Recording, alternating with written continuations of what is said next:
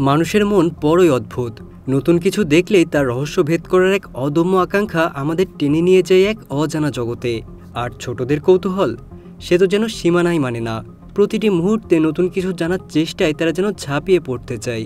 আর আমাদের আজকের গল্পটা ঠিক এমনই, এক 10 বছরের কৌতূহলী ছেলেকে নিয়ে, যার ছোট্ট একটা পদক্ষেপ তার জীবনটা চিরদিনের জন্য বদলে দেয়। কি এমন ঘটেছিল তার সাথে, আর কেনই বা তার জীবনটা এতটা পাল্টে গেল, আর কোন রহস্য তার ছোট্ট পৃথিবীটাকে আমূল নাড়িয়ে দিয়েছিল। এই গল্প আপনাকে নিয়ে যাবে এক অবিশ্বাস্য অভিযানে, যেখানে একের পর এক প্রশ্ন উঠবে, আর প্রতিটি উত্তরের পর অপেক্ষা করবে নতুন কোনো চমক। তো চলুন শুরু করা যাক আমাদের আজকের এই রহস্যময় যাত্রা। গল্পের শুরুতেই আমাদের আলাপ হয় থিও নামের একটা দুষ্টু ছেলের সাথে। দুষ্টু বললেও কম হয়ে যাবে, আসলে সে ছিল রীতিমতো এক পাকা শয়তান। নিজের হোমওয়ার্ক অন্যকে করিয়ে নেওয়ার জন্য ভিডিও গেমের লোভ দেখানোটা ছিল তার নিত্যদিনের কাজ। এমনকি নিজের বাড়িতেও সে সোজাসুজি ঢুকত না, পাইপ বেয়ে উঠে জানালা দিয়ে নিজের ঘরে প্রবেশ করত। তার জীবনটা ছিল এমনই অ্যাডভেঞ্চারে ভরপুর। একদিন থিও কলা খেতে খেতে ছাদে গেল, আর খোসাটা হঠাৎ করে নিচে ফেলে দিল। কিন্তু আশ্চর্যের ব্যাপার, খোসাটা মাটিতে পড়ার কোনো শব্দই হলো না। থিও একটু অবাক হয়ে গেল। সে পিছনে ফিরে দেখলো খোসাটা হাওয়ায় মিলিয়ে গেছে।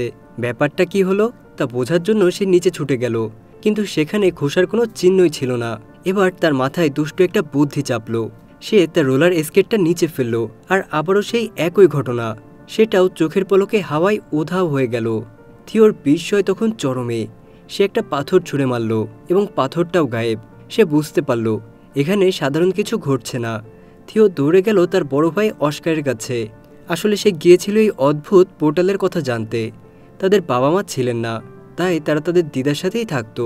কিন্তু সেই মুহূর্তে অস্কার তার উপর রেগে আগুন হয়েছিল। কারণটা হলো থিও তাদের মায়ের লেখা কিছু বইয়ের পাতা ছিঁড়ে কাগজের রকেট বানিয়েছিল। থিও তাকে টাইম পোর্টালের কথা বোঝানোর অনেক চেষ্টা করলো, কিন্তু অস্কার ভাবল থিও তার সাথে মজা করছে। আসলে তাদের মা হঠাৎ করেই একদিন উধাও হয়ে গিয়েছিলেন। থিও ভাবত যে তার মা হয়তো কারোর সাথে পালিয়ে গেছেন, কিন্তু অস্কারের বিশ্বাস ছিল অন্যরকম। সে মনে করত তার মা একজন অত্যন্ত প্রভাবশালী বিজ্ঞানী, যিনি টাইম পোর্টাল নিয়ে গবেষণা করছিলেন, এবং হয়তো কোনোভাবে অন্য কোনো সময়ে আটকা পড়েছেন। অস্কার তার মায়ের গবেষণা বোঝার চেষ্টা করছিল, যাতে করে সে তাকে ফিরিয়ে আনতে পারে। দুই ভাইয়ের মধ্যে ঝগড়া যখন বাড়ছিল, ঠিক তখনই তাদের দিদা খাওয়ার জন্য ডাকলেন। দিদার সামনে তারা দুজনেই শান্ত হয়ে গেল, কিন্তু দিদা চলে যেতেই আবার ঝগড়া শুরু হয়ে গেল। রাগের মাথায় অস্কার থিওকে একটা গালি দিয়ে দেয়, আর তার জবাবে থিও যা করল তা ছিল অভাবনীয়। সে রাগের বশে অস্কারের পোষা কচ্ছপটাকে ওই পোর্টালে ছুঁড়ে ফেলে দিল। অস্কারের মাথায় যেন আকাশ ভেঙে পড়ল। তার আদরের কচ্ছপ। সে পাগলের মতো এদিক ওদিক খুঁজতে লাগলো, কিন্তু কোথাও পেল না। দুঃখে সে শহরের দেওয়ালে দেওয়ালে তার কচ্ছপের নিখোঁজ পোস্টার লাগাতে শুরু করলো। কচ্ছপটা তার খুব কাছের ছিল, আর তাকে হারিয়ে অস্কার সারাদিন শুধু কাঁদত। খুব তাড়াতাড়ি থিও তার ভুলের গভীরতা বুঝতে পারল। তার খুব অনুশোচনা হলো, আর সব ঠিক করার জন্য সে নিজেই ওই পোর্টালে ঝাঁপ দেওয়ার সিদ্ধান্ত নিল। পোর্টালে ঝাঁপ দিতেই সে এমন এক অদ্ভুত জায়গায় পৌঁছালো, যেখানে তার ছুঁড়ে ফেলা সব জিনিসপত্র পড়েছিল, আর সেখানেই ছিল অস্কারের প্রিয় কচ্ছপটিও। থিও কচ্ছপটাকে নিয়ে সোজা বাড়ি ফিরে এলো, এবং চুপি চুপি আগের জায়গায় রেখে দিয়ে ঘুমিয়ে পড়ল। পরদিন সকালে যখন তার ঘুম ভাঙল, তখন এমন কিছু ঘটল যা ছিল তার কল্পনারও বাইরে। থিও দেখতে পেল অস্কার কাজের জন্য তৈরি হচ্ছে, কিন্তু তার বয়স অনেক বেড়ে গেছে। আসলে থিও এই পোর্টালের মাধ্যমে 1990 সাল থেকে সোজা 2022 সালে চলে এসেছিল। এখানেই শেষে দেখতে পেল তার বড় ভাই অস্কার একজন ফিজিক্স প্রফেসর। অস্কার ডেভিড নামের এক ব্যক্তির দোকানে কিছু জিনিসপত্র কিনতে গেল। একটু পরেই দোকানের মালিকের মেয়ে এলেনাও সেখানে এলো। এলেনা আর অস্কার ছোটবেলার বন্ধু। অস্কার ছোটবেলা থেকেই এলেনাকে পছন্দ করত, কিন্তু কখনো বলার সাহস পায়নি। ততদিনে এলেনার ডিভোর্স হয়ে গেছে, এবং সে 2 সন্তানের মা। কিন্তু অস্কারের মনে তার জন্য ভালোবাসাটা আগের মতোই ছিল। কাকতালীয়ভাবে এলেনাও অস্কারের ইউনিভার্সিটিতেই ইংরেজির প্রফেসর। এদিকে বাড়িতে থিওর ঘুম ভাঙল। সে দেখতে পেল তার দাদা অনেক বুড়িয়ে গেছেন, এবং তাকে চিনতেও পারছেন না। যখন অস্কার বাড়ি ফিরল এবং থিওকে দেখতে পেল, সে চমকে গিয়ে অজ্ঞান হয়ে গেল। জ্ঞান ফিরলে সে কাঁপা কাঁপা গলায় জিজ্ঞাসা করল, এটা কি সত্যিই তুমি থিও? থিও নিজেও বিভ্রান্ত হয়ে জিজ্ঞাসা করল, তুমি কে, আর আমার নামই বা কী করে জানো? অস্কার জানালো যে সে তার বড় ভাই। থিও তো অবাক, তুই একদিনে এত বড় হয়ে গেলি কি করে? তো অনেক কথাবার্তার পর তারা বুঝতে পারল যে থিও কোনোভাবে ৩২ বছর লাফিয়ে চলে এসেছে। থিও তখন ১৯৯২ সালে ফিরে যাওয়ার জন্য ছটফট করতে লাগলো, কারণ তার ভয় হচ্ছিল যে দেরি হলে দিদা তাকে বকাবকি করবে। সে ছাদে গিয়ে পোর্টালে ঝাঁপ দেওয়ার জন্য পাথর ফেলল, কিন্তু এবার পাথরটা গায়েব হলো না। ২০২২ সালে ওই পোর্টালটা বন্ধ হয়ে গিয়েছিল। থিও ভেঙে পড়ল। অস্কার তাকে বোঝালো যে টাইম ট্রাভেল এতটাও সোজা নয়। যে পথে সে এসেছে সেই পথেই যে ফেরা যাবে তার কোনো মানেই নেই। এখন তাদের নতুন একটা পোর্টাল খুঁজতে হবে। অস্কার থিওকে নিয়ে তার একজন সিনিয়র প্রফেসরের কাছে গেল, কিন্তু প্রফেসর তাদের কথা শুনে হেসেই উড়িয়ে দিলেন এবং বললেন টাইম পোর্টালের মতো কোনো জিনিস থাকা অসম্ভব। আধুনিক পৃথিবী দেখে থিও একেবারে অবাক হয়ে যায়। অস্কারের স্মার্টফোন দেখে সে জিজ্ঞাসা করে, এটা আবার কী জিনিস? অস্কার তাকে বোঝালো যে এটা একটা ফোন, কিন্তু এতে তারের কোনো ব্যাপার নেই। হঠাৎ থিওর মনে পড়ল মায়ের গবেষণার কাগজ ছিঁড়ে রকেট বানানোর সময় সে একটা হাতে লেখা তালিকা পেয়েছিল, আর সে তালিকাটা একটা ডিকশনারির মধ্যে লুকিয়ে রেখেছিল। তার দিদার কাছে ডিকশনারিটার কথা জিজ্ঞাসা করলে দিদা জানালেন যে ওটা তিনি ডেভিডকে দিয়ে দিয়েছেন। পরদিন অস্কার যখন ডেভিডের দোকানে গেল, থিও লুকিয়ে লুকিয়ে বাড়ি থেকে বেরিয়ে একটা বিশাল মলে পৌঁছে গেল। সেখানকার গ্যাজেট দেখে তার চোখ ধাঁধিয়ে গেল। সে একটা ভিআর হেডসেট ব্যবহার করতে গিয়ে ভুল করে ভেঙে ফেলল। ফলে অস্কারকে ডেকে পাঠানো হলো এবং সবকিছুর ক্ষতিপূরণ দিতে হলো। এরপর তারা দুইজন ডেভিডের দোকানে গেল। ডেভিড জানালো ডিকশনারিটা তার বাড়িতেই আছে। ঠিক তখনই সেখানে এলেনা এলো। এলেনাকে বড় হয়ে এত সুন্দর দেখতে লাগছে দেখে থিও অবাক হয়ে গেল। এলেনা জিজ্ঞাসা করল, এই বাচ্চাটা কে, আরও আমার নাম কি করে জানে? অস্কার মিথ্যা বলল যে ও তার কাকার ছেলে। এলেনা তাদের দুইজনকে নিজের বাড়িতে আমন্ত্রণ জানালো। এলেনার বাড়িতে তার ছেলেমেয়েরা ভিডিও গেম খেলছিল। থিও সেই গেম দেখে মুগ্ধ হয়ে গেল এবং তাদের সাথে খেলতে শুরু করলো।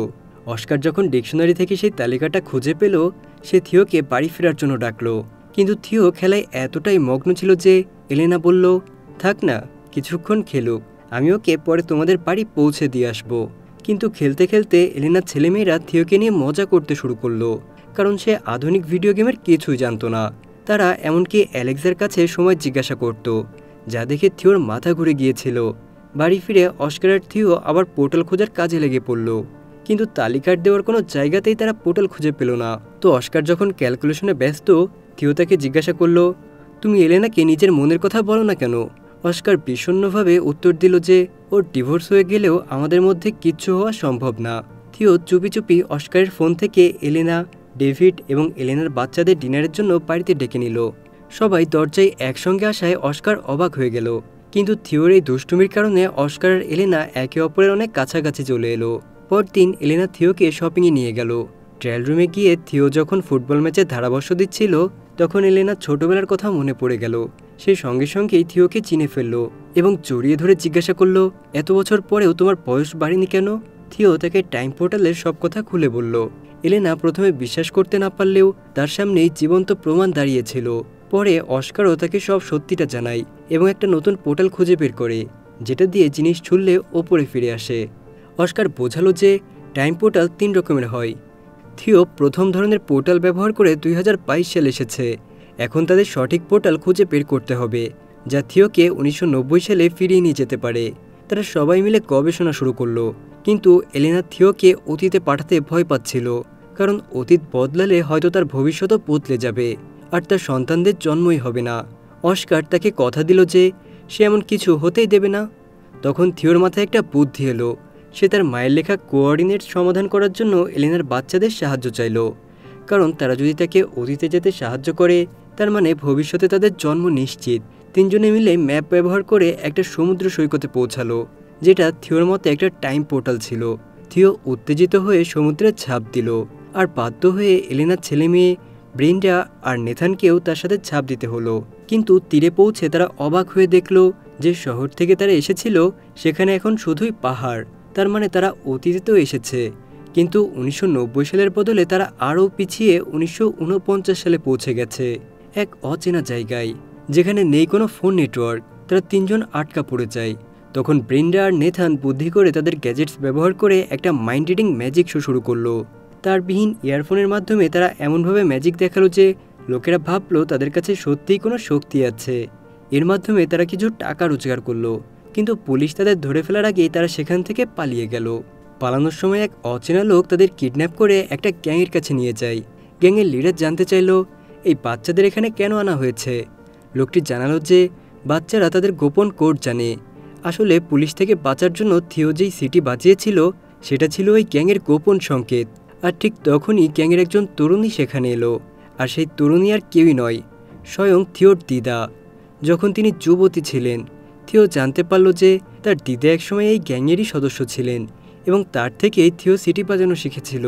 থিও কাউকে নিজের পরিচয় না দিয়ে সেই তরুণীকে জড়িয়ে ধরল। এদিকে 2022 সালে এলেনা আর অস্কার বুঝতে পারল যে বাচ্চারা ভুল পোর্টালে চলে গিয়েছে। তারা থিওর রেখে যাওয়া সূত্র থেকে আসল পোর্টাল খুঁজে বের করলো।